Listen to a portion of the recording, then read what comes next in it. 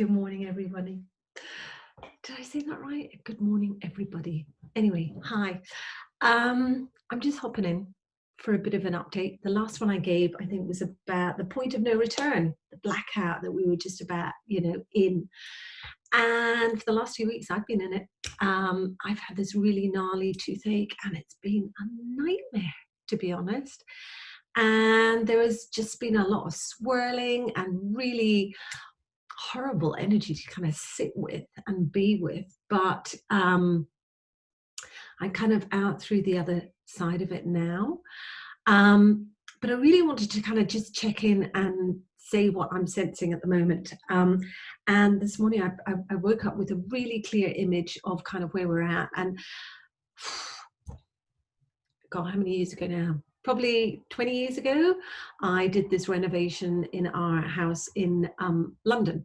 And it was a 4-story kind of terrace, Victorian terrace house, and had these lovely builders in. And it was just a kitchen renovation in the basement, quite simple. It was going to be 6 weeks long. Anyway, what happened was that we started, there was a lot of banging, crashing. I had to move upstairs, the kitchen upstairs. I had 2 wee ones. And I had upstairs in our sitting room, I'd set up a bit of a fake kitchen. It was my kitchen, but it was, just a sort of temporary kitchen. And I had a baby belling stove in it. And did I have the fridge up there? I think I did have the fridge up. Anyway, it was a mess. I was having to do the washing up in the bathroom next door. It was horrific. And listen, I had friends that had offered me, who were away for the summer, they offered me houses and things like that, which kind of helped, but it was my house and I was having to deal with it, and it was just horrible. I was so tired, I was exhausted, I was fed up, and it was really stressful. And my husband was away at work from sort of 5:30 in the morning until 9 o'clock at night. Don't blame him. Anyway, at one point in the build, I was putting the kids to bed, and outside their bedroom there was this huge crack in the ceiling that hadn't been there. I was like, oh shit. Anyway, I called up my builder, Tony. I said, Tony, look what's happening. He's like, oh my God, Jen, that is like a right mess. Now you're going to have to bring that down. It's like, what? Nah, it's going to have to come down. And so I was like, what's having it? We were actually going to go away on holiday. Of course, the whole house should have been finished by then. But we were due to go away on holiday, and my parents came down to house sit. And my mother thought she was going to have a glorious week in London. All the sites, doing a few shows. Didn't happen, because in fact what did happen was it was like Dick Van Dyke out of Mary Poppins, because Tony's brother came in to take the ceilings down, and in the ceilings in the olden days they kept in ash and newspaper to kind of act as insulation.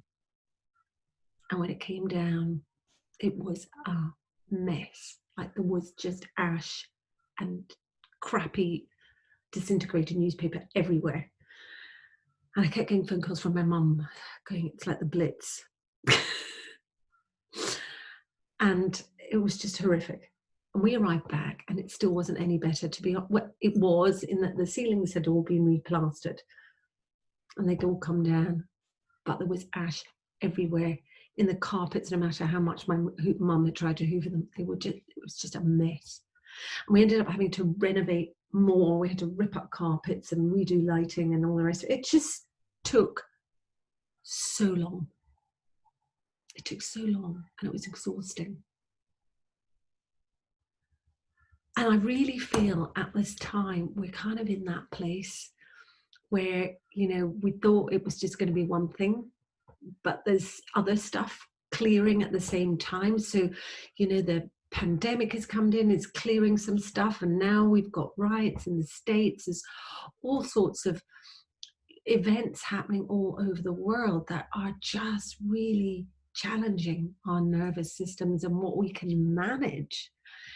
And I had a great chat with my girlfriend this morning, and we were talking about, she lives very close to Minneapolis where a lot of the rioting is going on, and we've decided that the best course of action for people that have got time in their day, that are not in the front line, that have got time, is to practice cultivating happy hormones, calming hormones, all the endorphins and the serotonins and the DHEA hormone, can't remember what it's called, but all those hormones, those lovely, soft, gentle ones, cultivate them. Whatever you normally do to cultivate them, art, gardening, walking, meditating, whatever. If you have got any time at the moment, bring in these hormones to balance the polarity of the stress hormones that are just out of control at the moment. They feel very out of control. They feel very at the moment out there. So much cortisol, just adrenaline, just. So that's where I collectively think we're at. And this is what I believe that we can do. You know, often we can't get to the front lines, those front lines, unless you know, I've got that nervous system. Don't do it. What we need is we need a collective that is holding and anchoring calm on this planet at the moment, gentleness, tenderness. So if you're feeling like you're not contributing or you're not doing much, or instead of watching the news, which is inflaming your nervous system, do something that calms. Instead, I've been watching loads of old 80s and 90s sort of chat shows from the UK, because there's all these old characters like Richard Harris telling stories and making me laugh. And laughter really helps balance that really heavy energy that's out there. So do what you need to do in order to be well. And if you have got time in your day to cultivate calm, then do that. If you're struggling and you're in that fight, flight, survival mode, then know that there are people out there that are actively trying to anchor some gentle energy, and that it will pass and that we will get through this. But things are changing, and you know, during a renovation, when everything's not where it should be, it's uncomfortable. It's really, really uncomfortable, and it's annoying and it's frustrating.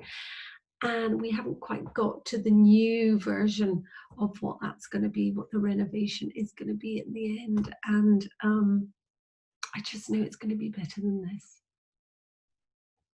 So, sending you so much love, as always.